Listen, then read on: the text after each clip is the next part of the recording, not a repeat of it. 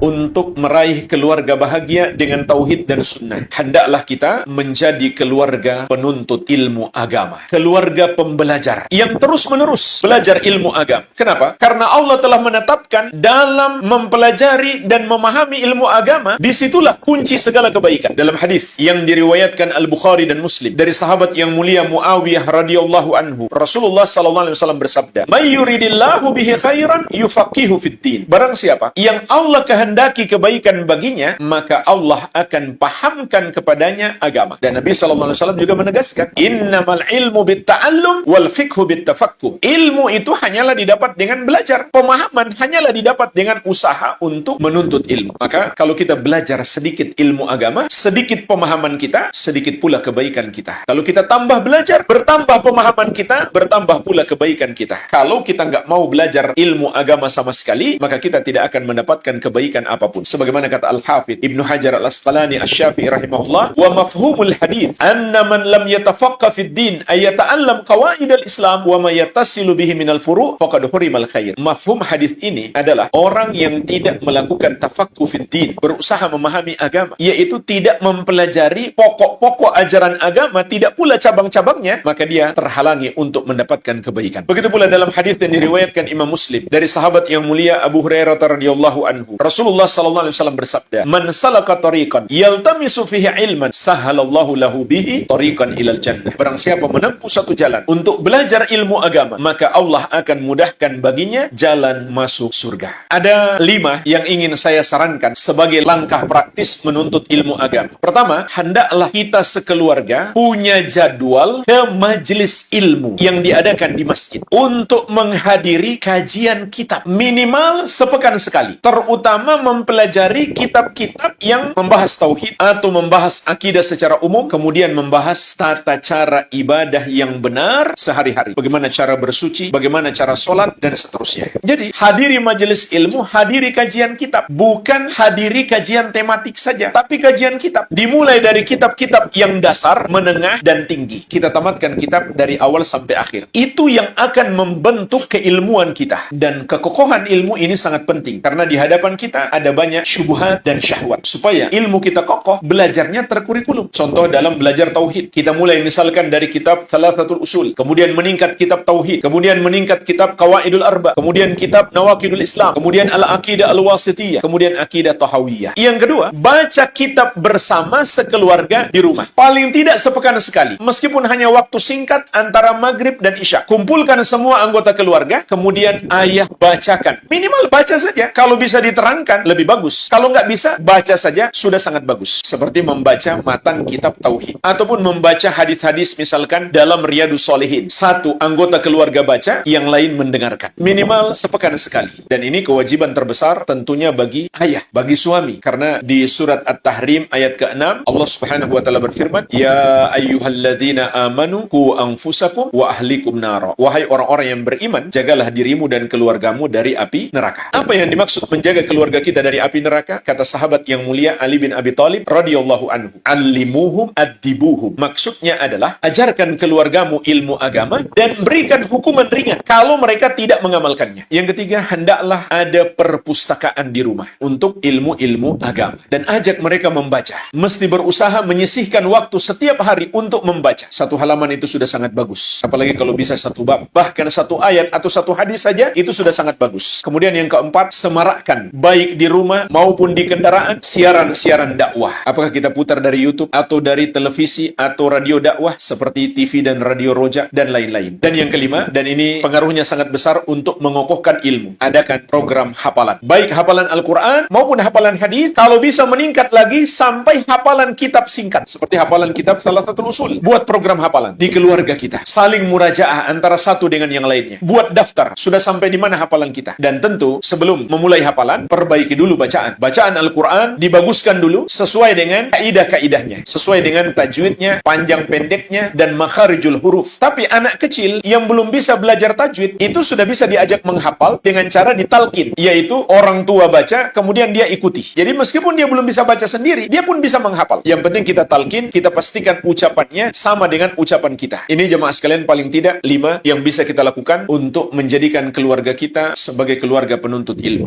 Al-Amwah menemani ibadahmu juga hijrahmu.